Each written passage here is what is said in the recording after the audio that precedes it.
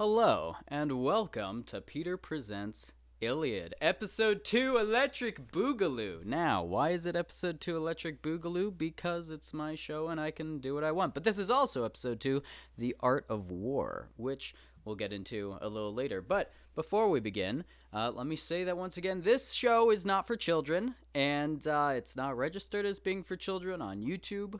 And as we go, we're going to be talking about more stuff. The language is probably going to be getting worse, and the book gets more violent as it goes. So, that's it. It's a war story, and, you're not going to get mad at Saving Private Ryan for the language they use. So, that's your warning. All right, so that being said, welcome to this show. Very happy you're here. Now, last show I had the live chat going, and I was responding a bit, and kind of learning as we go with this live stream thing. And what I want to do this time is I'm going to kind of just ignore the live chat for now. So keep talking amongst yourselves, but I'm going to, when this show ends, I'm going to say like, all right, we're done, guys, but we'll hang out for like another 5-10 minutes maybe, and I'll respond to the chat. I'll look through it, and then when I re-upload this or like put this out again, the chat's going to be cut out of it, because I've been having trouble with having the chat being visible. Sometimes it is, sometimes it isn't. YouTube's got a new live stream like sort of format they're doing, so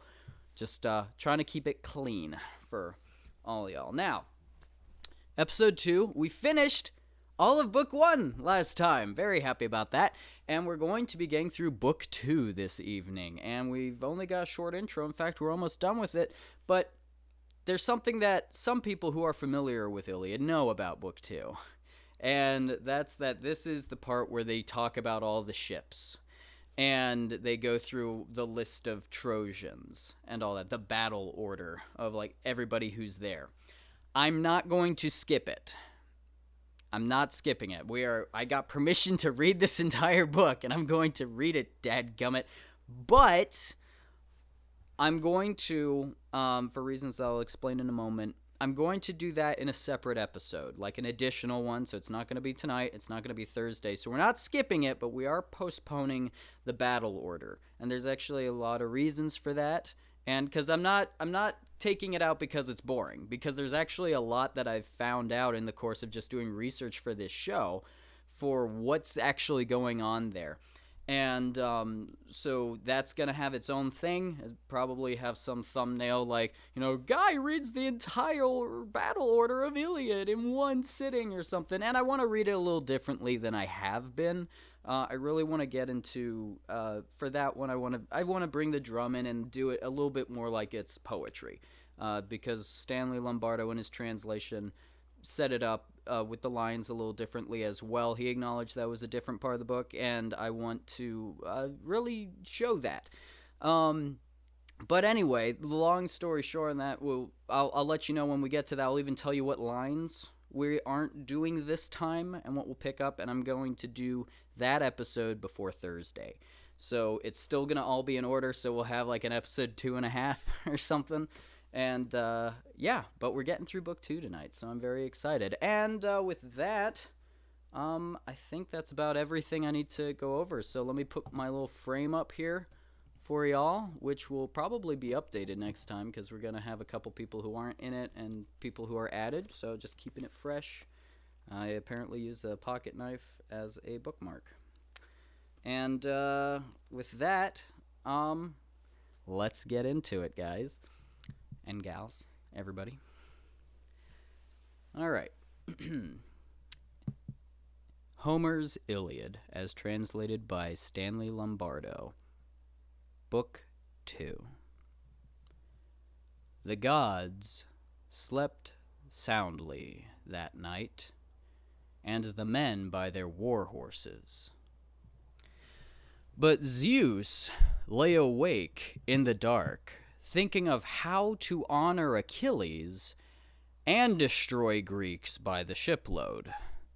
His thoughts parted like storm clouds, and in the clear space between them, he saw what seemed to be the best plan: to send to Agamemnon, son of Atreus, a woolly menace, a dream. and to it he spoke these feathery words. Go, deadly dream, along the Greek ships until you come to the hut of Agamemnon, and deliver this message to him exactly. Order him to arm his long-haired Greeks. Now is the time to capture Troy. The Olympian gods are no longer divided. Hera has bent them all to her will and targeted the Trojans for pain. The dream listened and went. Shadows flew around the Greek ships. It found Agamemnon wrapped in sleep, wrapped in deep starlit slumber. The dream stood above his head. It looked like Nestor, the old man that Agamemnon respected the most, looked just like Nestor. And this dream that was a god addressed the king. Asleep, son of Atreus, horsebreaker, wise man? You can't sleep all night. All those decisions to make, so many people depending on you. I'll be brief. I am a messenger from Zeus, who is far away, but loves you and pities you. He orders you to arm your long-haired Greeks. Now is your time to capture Troy. The Olympian gods are no longer divided. Hera has bent them all to her will, and targeted Troy for sorrow from Zeus. Think it over. Keep your wits about you, and don't forget this when sleep slips away. And the voice trailed off, leaving him there, dreaming of things that were never to be. He thought he would take Priam's city that day, the fool. He didn't know what Zeus had in mind, the pain and groans from both Trojans and Greeks in the unendurable crush of battle. He woke from sleep, the god's voice eddying around him. He sat upright, pulled on a silky shirt, threw on a cloak, laced a pair of sandals on his shining feet, and hung from his shoulder a silver-worked sword. And he held his imperishable ancestral staff as he walked through the ships of the bronze-kilted Greeks. Dawn had just reached the peak of Olympus, speaking light to Zeus and the other immortals. Agamemnon ordered the heralds to call the Greeks to assembly. The call went out, and the people gathered. Agamemnon seated the elders first by Nestor's ship, and unfolded his plan. Listen, my friends, a dream from Zeus came to me last night in my sleep. It looked like Nestor, same face, same build, and it stood above my head and spoke. Asleep, son of Atreus, horsebreaker, wise man? You can't sleep all night. All those decisions to make, so many people depending on you. I'll be brief. I'm a messenger from Zeus, who is far away but loves you and pities you. He orders you to arm your long-haired Greeks. Now is your time to capture Troy. The Olympian gods are no longer divided. Hera has bent all her will and targeted Troy for sorrow from Zeus. Think it over. The dream said all this, and off it flew, and I awoke from a deep sleep. We'd better move if we're going to get the men in armor. But I'm going to test them first with a little speech. The usual drill. Order them to beat a retreat in their ships. It's up to each one of you to persuade them to stay. He had his say and sat down. Then up rose Nestor, king of sand-swept Pylos. He was full of good will in the speech he made. Friends, Argive counselors and commanders, if any other Greek told us this dream, we would call it a lie and turn our backs on him. But this as a man with a claim to be the best of the Greeks.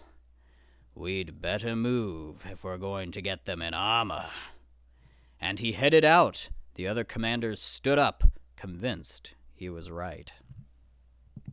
The troops were moving now, swarming like insects over the beach, like bees that hum from a hollow rock in an endless line, and fly in clusters over flowers in spring, grouping themselves in aerial throngs.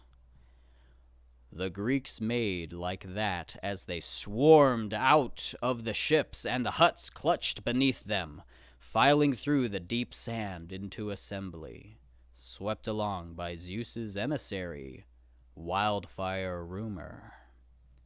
They milled about in the assembly ground, and the earth groaned as the unruly crowd eased itself down, and 9 bawling heralds tried to stop their shouting and get them to listen to their Zeus-spawned kings. They settled down finally and kept their seats, and stopped all the noise. Up stood Lord Agamemnon, holding a staff. Hephaestus had crafted this staff, and Hephaestus had given it to Cronian Zeus. Zeus in turn gave it to Quicksilver Hermes, and Hermes to Pelops, the charioteer. Pelops handed it on to Atreus, and when Atreus died, he left it to Thyestes. Thyestes left it for Agamemnon to bear and rule over the islands and all of Argos. Leaning on it now, he addressed the Greeks. "Danaan heroes and soldiers, Zeus is a hard god, friends. He's kept me in the dark after all his promises and nods my way that I'd raise Ilion's walls before sailing home. It was all a lie, and I see now that his orders are for me to return to Argos in disgrace. And this after all the armies I've destroyed. I have no doubt that this is the high will of the god, who has toppled so many cities, and will in the future, all glory to his power. But it will be shame for generations to come that such a large and powerful army of Greeks has fought this futile war against a few puny men. There is no end in sight, nor has there ever been. Look, if the Greeks and the Trojans agreed to a truce, and both sides counted off all of the Trojans who live in the city and all of the Greeks, and if we Greeks formed up in platoons of 10, and each platoon picked a Trojan to pour our wine, there would be many platoons with no one to pour. That's how much our Greek forces outnumber the Trojans who live in the city. It's their allies, reinforcements from other cities, who keep hitting me hard and won't let me capture Ilion's serried fortress, no matter how hard I try. 9 years of great Zeus have passed. Our ships' timbers are rotten, and their tackle loose.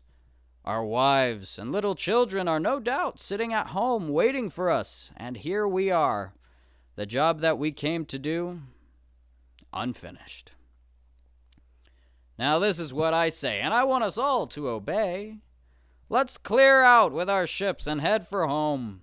There's no more hope we will take Troy's tall town." This speech roused the spirits of the rank and file, the masses who had not been in on the council. The army started to move on the shore. Long waves form on the Icarian Sea when winds east and south explode from the clouds of patriarch Zeus, or the west wind rapes a field of deep wheat, rippling and tasseling the ears as it blows. So too these troop lines. Then the shouting began, and the mad rush to the ships, dust rising in plumes from their feet as confused yells to fasten boat hooks, clear out launchways, and drag the ships down to the shining sea rose to the sky. They were going home. They had already begun to remove the chalks from under the holes, and there might have been an unordained homecoming then for the Greeks if Hera had not had a word with Athena. "This is awful, child of Zeus, mystic daughter of the Aegis holder. Are we going to allow the Greeks to go home just like that? Run away to their own country over the sea's broad back? They're just going to hand Priam and the Trojans the glory, not to mention Helen of Argos, for whose sake many a Greek has perished in Troy, far from his homeland. Go down there, now, along the ranks of the bronze-shirted Greeks, and with your mild words restrain each man. Don't let them haul their curved prows to the sea." And Athena streaked down from Olympus's crags, her eyes like owls gray in the blue air, and came quickly to the ships in the beachhead camp.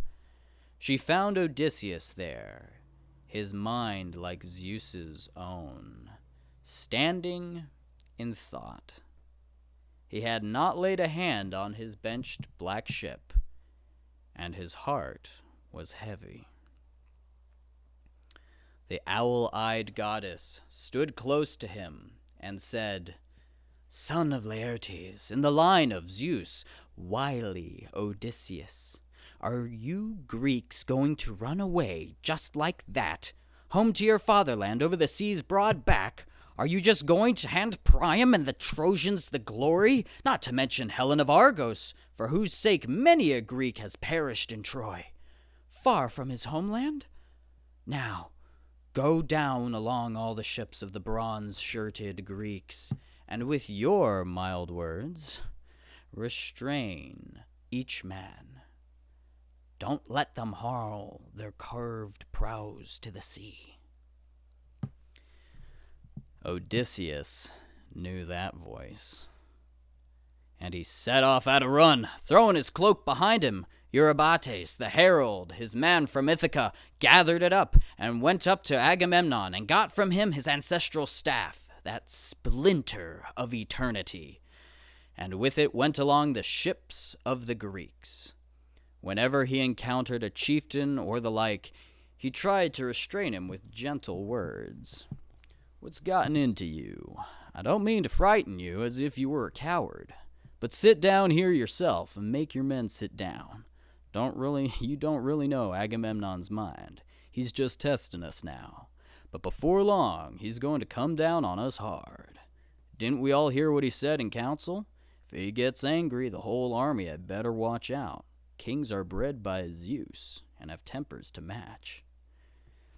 But if he caught any of the ordinary soldiers yelling, he would belt him with the staff and bawl him out. "You there, who do you think you are? Sit still and listen to your betters. You're a weakling, unfit for combat, a nothing in battle and in council. Do you think every Greek here can be a king? It's no good having a carload of commanders. We need one commander, one king, the one to whom Zeus, son of Cronus, the crooked, has given the staff, and the right to make decisions for his people." And so Odysseus mastered the army. The men all streamed back from their ships and huts and assembled with a roar. A wave from the restless churning sea crashes on a beach, and the water seethes and thunders. They had all dropped to the sand and were sitting there, except for one man, Thersites, a blathering fool and a rabble-rouser. This man had a repertory of choice insults he had used at random to revile the nobles, saying anything he thought the soldiers would laugh at.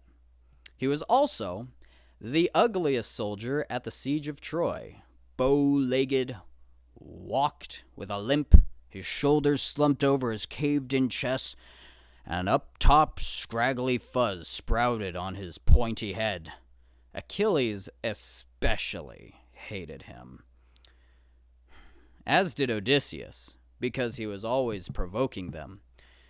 Now he was screaming abuse at Agamemnon. The Achaeans were angry with him and indignant, but that didn't stop him from razzing the warlord. "What's wrong, son of Atreus? Something you need? Your huts are filled with bronze and with women we Achaeans pick out and give you, first of all, whenever we take some town. Are you short of gold? Maybe some Trojan horse breeder will bring you some out of Iliad as ransom for his son, whom I or some other Achaean has captured. Maybe it's a young girl for you to make love to and keep off somewhere for yourself. It's not right for a leader to march our troops into trouble. You Achaeans are a disgrace. Achaean women, not men. Let's sail home in our ships and leave him here to stew over his prizes so he'll have a chance to see whether he needs our help or not.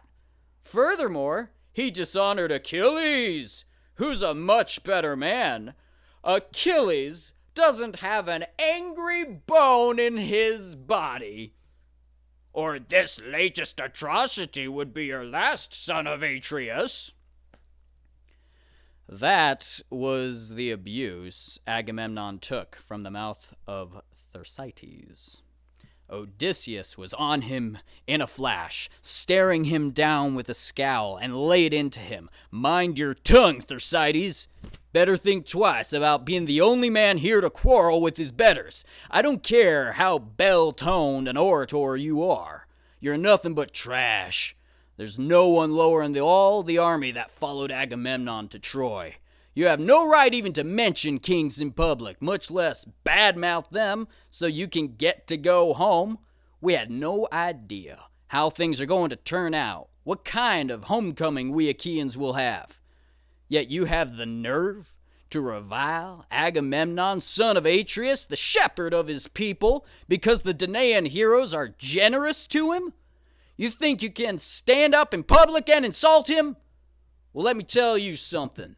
I guarantee that if I ever catch you running on the mouth again the way you were just now, my name isn't Odysseus, and may I never again be called Telemachus' father.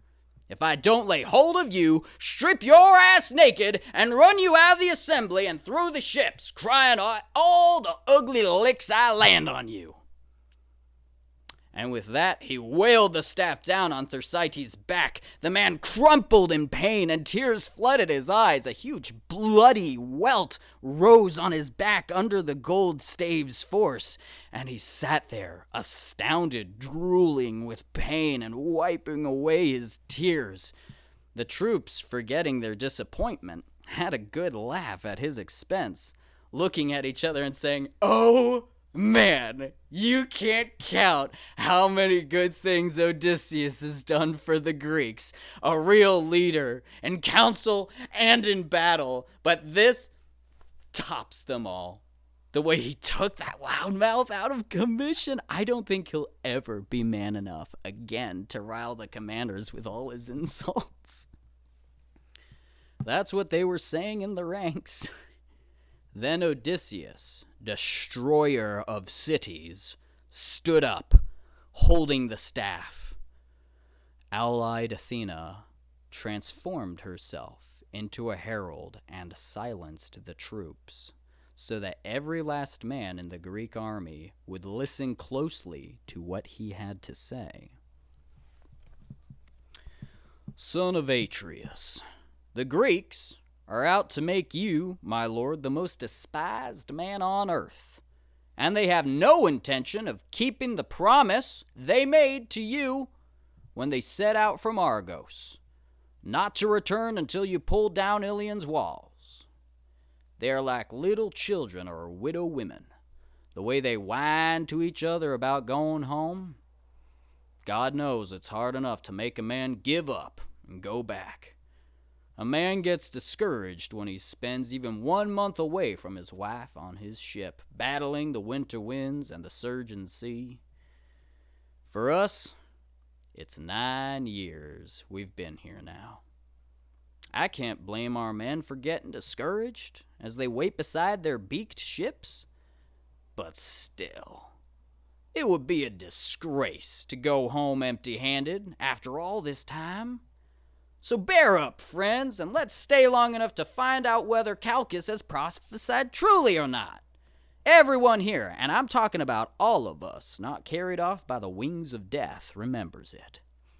It seems like just yesterday, when the ships were mustered at Aulis, with their cargo of sorrows for Priam and the Trojans, we were gathered around a spring, offering a sacrifice on sacred altars, perfect hecatombs, beneath a beautiful plane tree, from under which the shining water flowed. Then we saw it. A serpent. Its back blood red, horrible. The Olympian himself must have brought it into the daylight. It slithered out from the altar and up the plane tree. A sparrow's fledglings were nested on the topmost branch.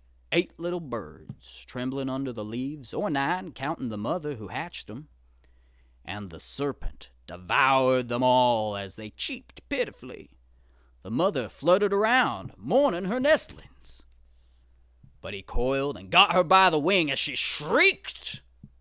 After he had eaten the sparrow and her young, the very god who revealed him turned him to stone, an unmistakable portent from Zeus, son of Cronus. We stood there in awe of what had happened, this prodigy that crept into our sacrifice. Calchas was quick to pronounce its prophetic meaning. "Oh, why are you silent, all you long-haired Greeks?" "This great portent is a message from Zeus, whose glory shall never die, a portent late in coming and late to be fulfilled, as this serpent devoured the sparrow's children and the bird herself. 8 hatchlings, 9 counting the mother. So will we, for as many years, wage this war. But in the 10th year, we will capture the city." That was his prophecy, and it has all come true. So let's have every Greek, whoever strapped on armor, stay put until we capture Priam's great city. He finished, and the Greeks cheered so loud that the wooden hulls of the ships boomed with their approval of godlike Odysseus' speech. Then Nestor, the Gerenian writer, addressed them. "Bah, you're carrying on like silly boys who have no business at all fighting a war. What will become of our compacts and oaths? Into the fire with our resolutions and plans, the pure wine we poured out, the handclasps we trusted in. We are wrangling with words now, and will not find thereby the ways or means to stay the course for long. Son of Atreus, assert yourself, and resume your command of the Greek forces in all their grueling battles. To hell with those 1 or 2 Achaeans with private plans, which will come to nothing, to return to Argos before we know for sure whether Zeus's promise was a lie or not." I say that the Aegis holder nodded his assent on that day when the Argives came in their ships with their cargo of carnage and death for the Trojans. Lightning on the right, favorable signs revealed. No man here should be in a hurry to go home until he has spent the night with some Trojan's wife as revenge for Helen's struggles and groans. But if anyone is so almighty eager to go back home, let him touch his black ship so he can seal his fate before the whole army. But now, my lord, be prudent, and take the advice, hardly negligible, that I am about to give.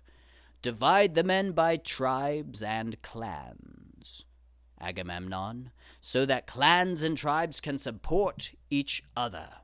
If you do this, and the army complies, you will know which of your captains is a coward, and which is brave.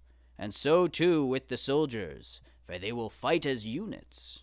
You will know, too, whether it is heaven's will that you not take the city, or that your men are cowards and witless in war."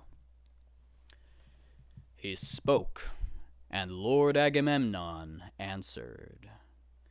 "Once again, Nestor, the best speech of all. Father Zeus, Athena, and Apollo, Give me 10 such counselors, and Priam's city would lay her head in our lap, taken and ravaged. But Zeus, son of Cronos, has given me grief, embroiling me in pointless quarrels. Yes, Achilles and I argued over a girl, and it was I who grew angry first. If we two could agree, there would not be the slightest postponement of evil for Troy. But go, eat now, so we can get this battle together. Sharpen your spears, and dress your shields. Lay out fodder for your horses, and inspect your chariots. We're going to war. We're going to fight all day, and hate every minute without any breaks until it's too dark to see. It's going to be chests sweating under shield straps, hands sore from gripping spears, horses sweaty from pulling us around in our polished cars.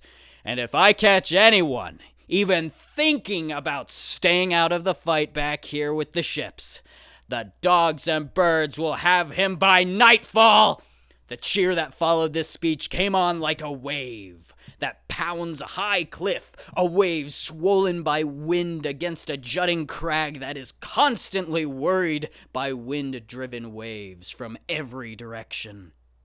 The men stood up and scattered to their ships, made fires in their huts, and took their meal, and each made sacrifice to his favorite god, praying to escape from battle alive. The warlord Agamemnon sacrificed a fat bull, 5 years old, to Cronos' almighty son, and he summoned the elders, the best of the Achaeans, Nestor, first of all, and the warlord Idomeneus, then the 2 Ajaxes, and Tydeus' son Diomedes, and as the 6th, Odysseus, Zeus' match in wisdom. Menelaus, the rallier, came on his own, knowing what his brother was up against. They stood round the ox and took up the barley grains, and the warlord Agamemnon led them in prayer. Zeus, most glorious, most great, dark cloud that art in heaven, may the sun not set nor darkness gather until I have cast Priam's roof beams smoldering to the ground, and burned his doorways with consuming fire. And may I tear Hector's heart out with bronze, and may many of his comrades fall headlong around him, face down in the dust. But Zeus would not grant his prayer, not yet. He accepted Agamemnon's sacrifice, but blew upon his woes and increased them. After the prayers and the strewing of barley, they cut the ox's throat and flayed it, jointed the thigh bones and wrapped them in a layer of fat with cuts of meat on top. These they roasted over spit-kindling wood. When the thigh pieces were charred and they had tasted the tripe, they cut the rest into strips, skewered it on spits, and roasted it carefully. When they were done, and the feast was ready, feast they did, and no one lacked an equal share. When they had eaten and drunk to their heart's content, Nestor, the Gerenian horseman, spoke. Son of Atreus, my lord Agamemnon, let us remain gathered here no longer, nor delay the work that the gods have given us.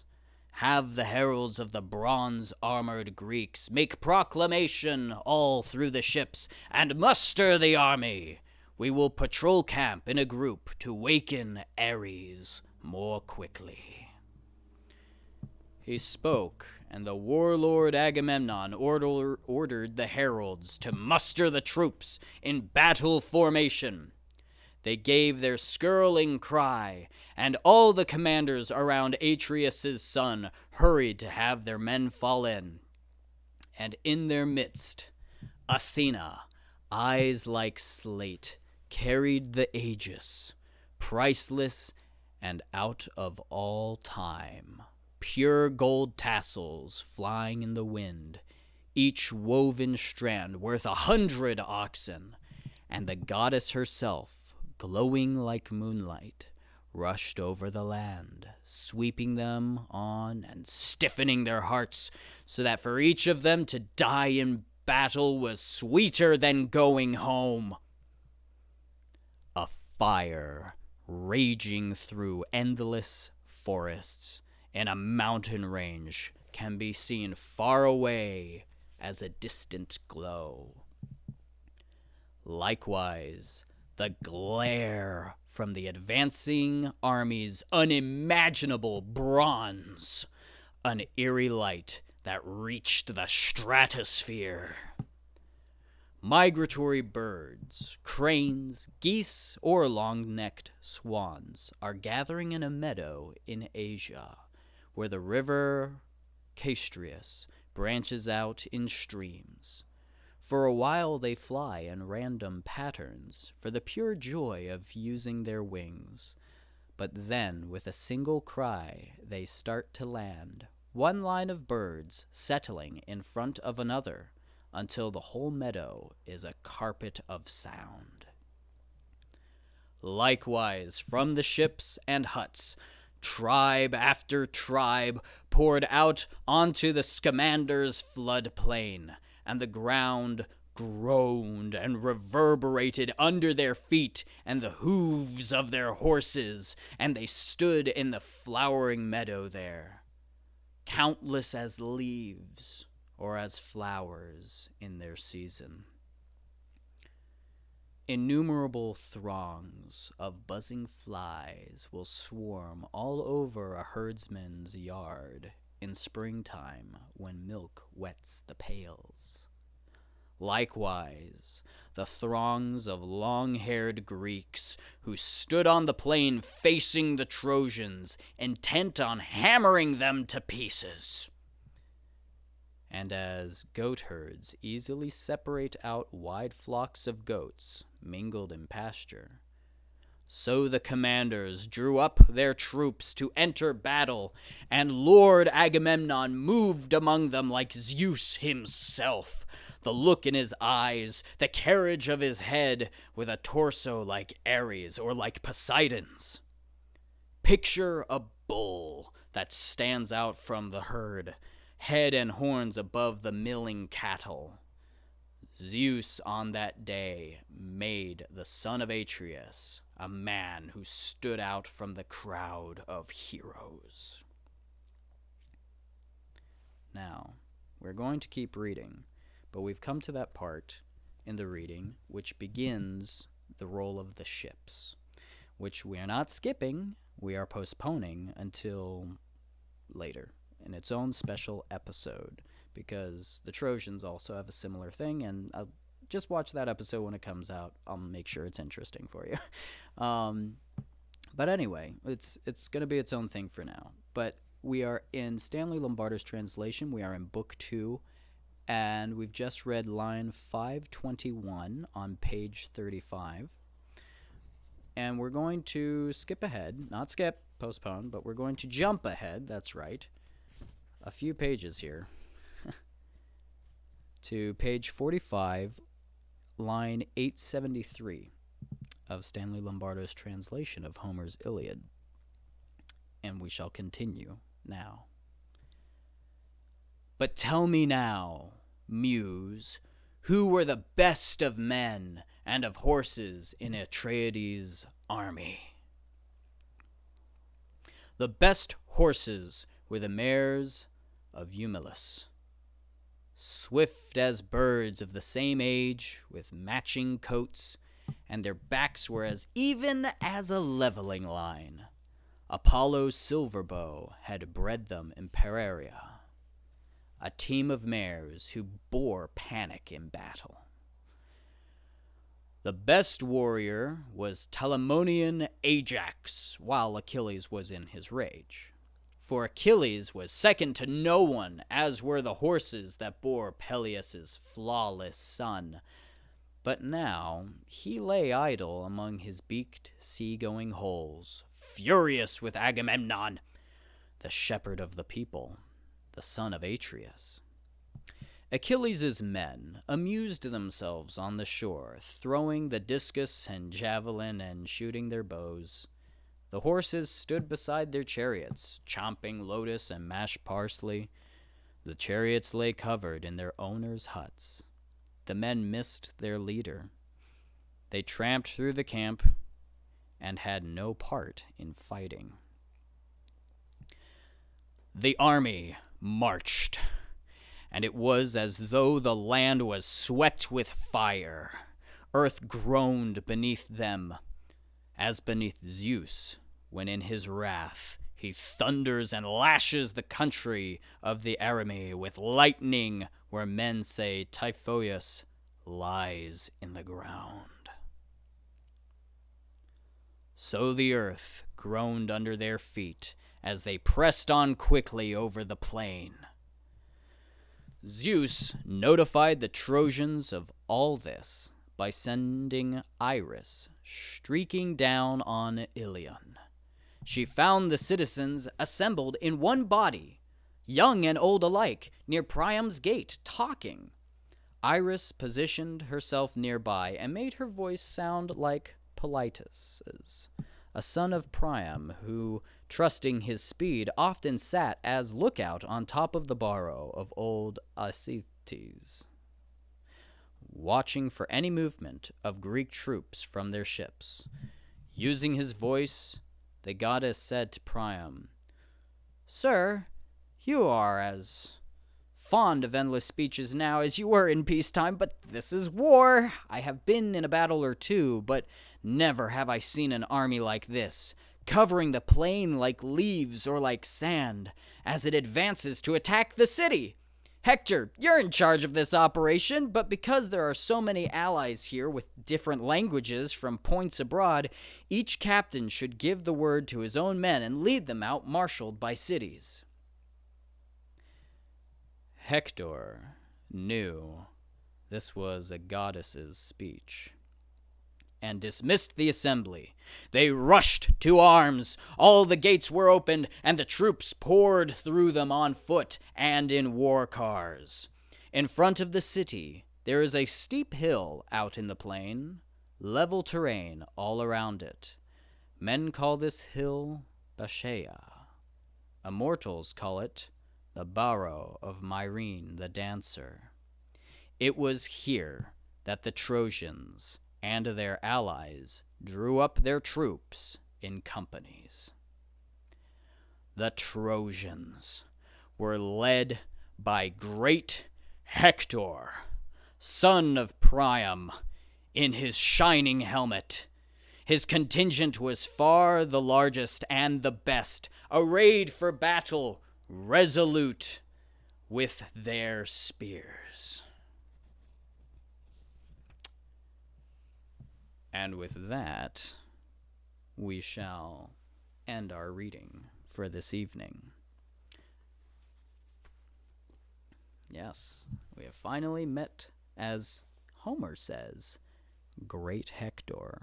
Now, before I get into the group chat and start talking with y'all, I want to begin a little bit of analysis and commentary of some things in this text, which I find interesting. One, I've kind of mentioned before, but the Trojans might not be the bad guys here. Everything we hear about the Greeks is they're kind of sick of it and they're fighting, but then again, that's kind of normal in these types of scenarios. And it's interesting to see that, though, that Hector is referred to as Great Hector. Great Hector. How interesting it is to have an enemy referred to as great. And I say enemy because the target audience for this story was the Greeks. And the Greeks are in this story.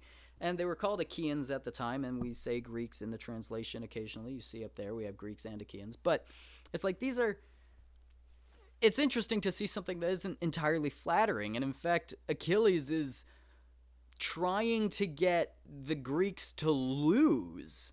Now, he's staying out of the fight, and he's masterminded this thing so that the Greeks are going to lose for a bit so that they'll realize how important he is. That's pretty selfish. Now, something I found out about Achilles is that he was actually from an island that, if you have the sort of mainland peninsula of Greece, and then you have the land where Troy is supposed to be, which is Turkey, modern-day Turkey, right in the middle is the island where Achilles is from, which I think is very interesting. And he's also a demigod. His mom is an immortal. So you get this sense that this guy is almost the bridge between the mortals and the immortals in a weird way. Also, and so there's just something to see with his character that I find interesting. And it's also interesting that in this case, we see Agamemnon kind of being smart here.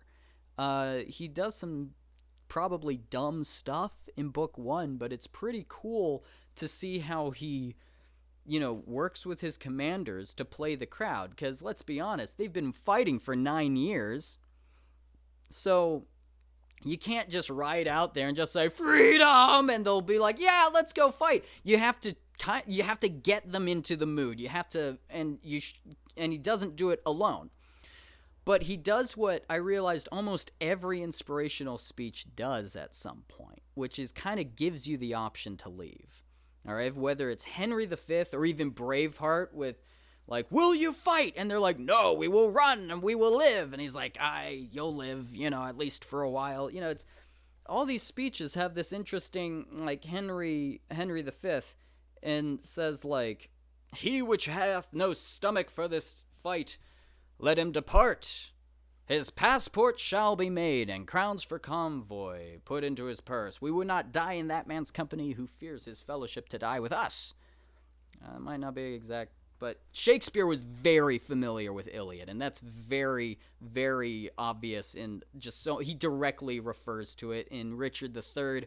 He talks about the different characters. I'll mention that some other time, but this speech that Agamemnon does, where it's like, maybe we could go, because one thing that I'm kind of jumping around here, but I'm bringing it to a point, which is there's another famous book called The Art of War, which is not as old as Iliad. It's very old. It was written in about 500 BC in China. All right, and it's a very famous book. It's called The Art of War. It's by Sun Tzu, and something that Sun Tzu mentions in that book, because the principles in The Art of War that he basically tells you how to fight a war, and the principles that he puts in there are eternal.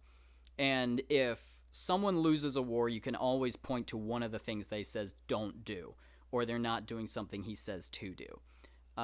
Very interesting. The guy was a genius. And one of the things that commanders have to contest with in a military situation is what is the circumstance to fighting? Can you retreat, for instance? Like, if you can easily retreat, it's sometimes harder to get people to fight as hard. As much as if someone's totally surrounded, they'll fight like 10 men.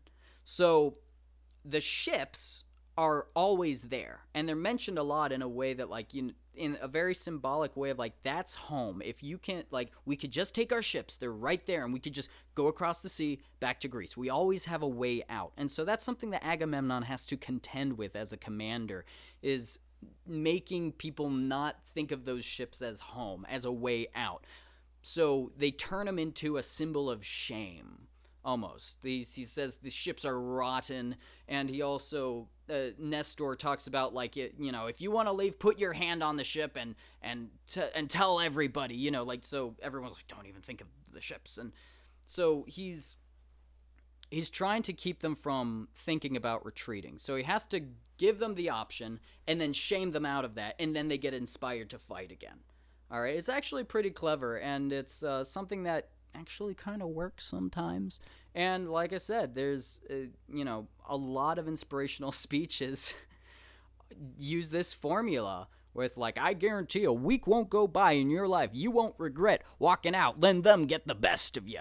It's just like that. There's also this sense that they're too far in to pull out of this war now. It's been 9 years. We can't leave now. We're almost done. And who knows, maybe Zeus wasn't telling the truth. That's another thing that's very strange, is that they know the gods lie sometimes. So the gods aren't infallible even in the minds of the mortals. And Agamemnon has a sacrifice that's very similar to the sacrifice in book 1 that Odysseus and Chryses give to Apollo, which that and some of it's very word for word the same. I believe the reason why Homer put it that way, aside from it's easier to memorize, is that it shows that they did everything right in the ceremony for Apollo, and it worked. They did everything right in the ceremony for Zeus, and Zeus accepted the sacrifice, but it says Zeus would not grant his prayer. So the gods are tricky in Greek mythology, which I just think is very dandy and interesting. So yeah, with that, I think that's most of what I want to go over. Oh, so I think it's also weird that they mention that Thersites is the ugliest Greek. Now, something that we get in the catalog of ships is that it mentions that Achilles is the most beautiful of all the men.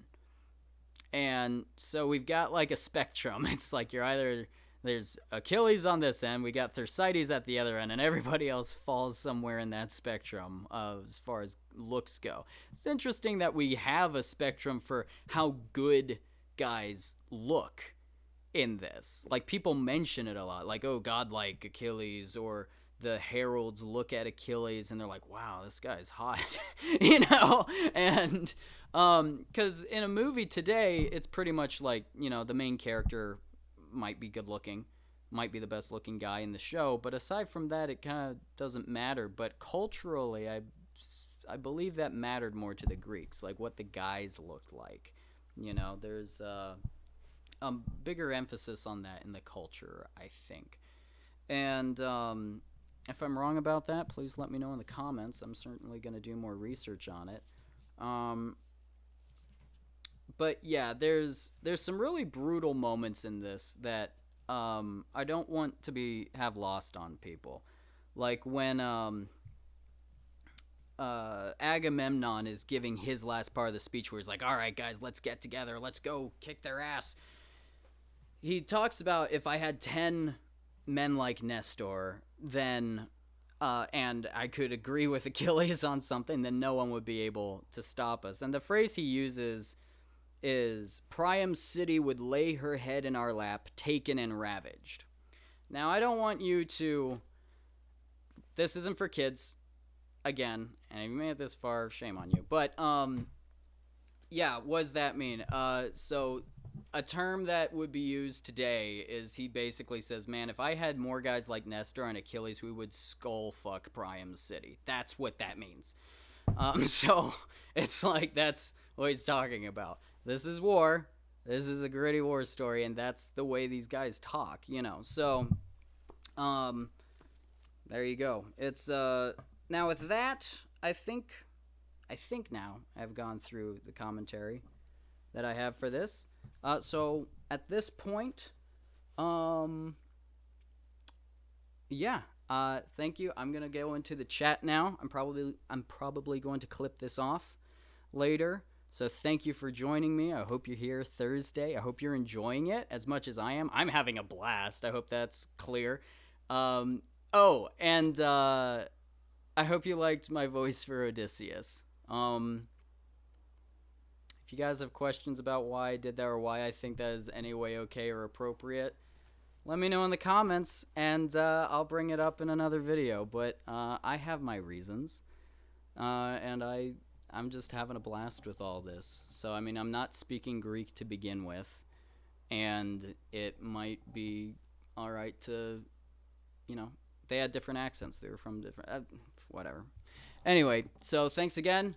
New episode is on Thursday, 7:30 p.m. Eastern Daylight Time, and we also are going to do an additional episode hopefully before that, which I'll just upload. It probably won't even be live, but I'll be in there, and that'll be the catalog of the ships with analysis and commentary, and it's actually a very insightful part of the book. but it takes forever. It should be its own reading. And I hope you join me for that at some point. But with that, yeah, I'm going to say I'm ending it, but then I'm going to go into the comments. So thank you very much, and have a wonderful evening. Okay, now, comments. Join the chat. Is there a character you're rooting for? I began with. So we have Stacy says, not taking sides yet, but the Greek infighting is legendary. Yes, it is. These boys really need to get their act together. Seriously. Benji the Koi Boy, I'm taking sides. Go Troy. All right. We got someone committed to it. We got a couple woohoos and yays, and hello, Joe. Thank you for joining us. And, let's see. Allie says, I just looked up electric boogaloo because I can't get it out of my head. So a little fun thing about that. Electric boogaloo, when I was in college, not studying Iliad, but reading it as often as I could, I guess, I had an animation professor who taught animation 2. And in that, he said, on day 1, he was like, all right, guys, welcome to Animation 2, Electric Boogaloo. And it's just kind of stayed with me since then. And it's kind of become a meme online. Some people use it to mean like the revolution or something. That's fine. Someone says, let's see. I can't quite. Oh! Goram Darth Cal. I actually am not sure who that is, but they were on Ben's live stream the other last Friday for the album release, which was a blast, and I hope you were there and enjoyed. You can go, I think, back in the previous video in the description. The link is still there, and I think that should take you to that live stream, which it's awesome. It's got great music from great artists, musicians, and Ben really puts a good show together. Really great interviews. I had a blast listening to the whole thing, and it doesn't have to be live, honestly. It's like, go back and listen to it. It's so good. So anyway, Goram Darth Cal, which is a nice Firefly, Star Wars, Game of Thrones reference. So points to you. Says, there's Peter's Texas accent. Yeah, okay. It's a little bit of Texas, but, you know. And Benji the Koi Boy again. Man, this really makes me want steak. Good. Everything does. And Benji the Koi Boy. Yeah, Hector! Yeah, Hector. Okay. Yeah, I'm glad someone's decided, it's been 9 years, you should commit at some point, right? And Thursday's time to duel. That's right. Yeah, episode 3. We're gonna get some of that dueling we've been talking about here in this legendary book, this wonderful epic. Oh, my girlfriend Allie said, Peter, we know you're way more handsome than Achilles. So I wasn't gonna say it, but so, and Benji the Koi Boy says, duh, because I said a nice thing about his live stream that I enjoyed. All true, all true, all true. So, that's good. Fun talking with all you guys this evening, and I've really enjoyed it. So, I can't wait for Thursday, honestly. I just want to do this all the time. I'm really having a blast, so I hope you are too. And, we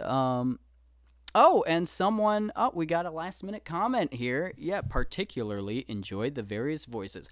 Well, thank you very much for that. There are a lot of characters in Iliad, and sometimes I try to use a different voice for them, and I try to keep the voices consistent, although I did change up Odysseus this time, but he's staying that way. I'm committed to that one. And, yeah, it's sometimes I'm just trying to help you guys differentiate between who's talking, add some of the personality, all that. But anyway, thank you very much for that wonderful comment. I'm really glad you enjoyed them, and there's more where that came from. But yeah, well, I think that's it. We've gone through our comments, and it's been about 5 minutes or so.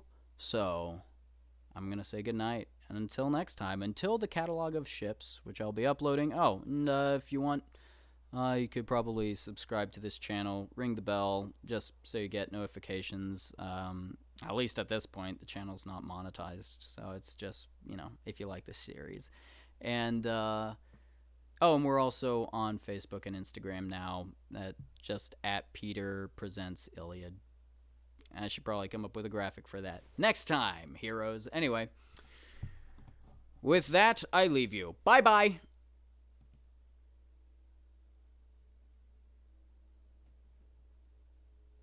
Are they gone? Oh, wait, I didn't end. Wow, that was awkward.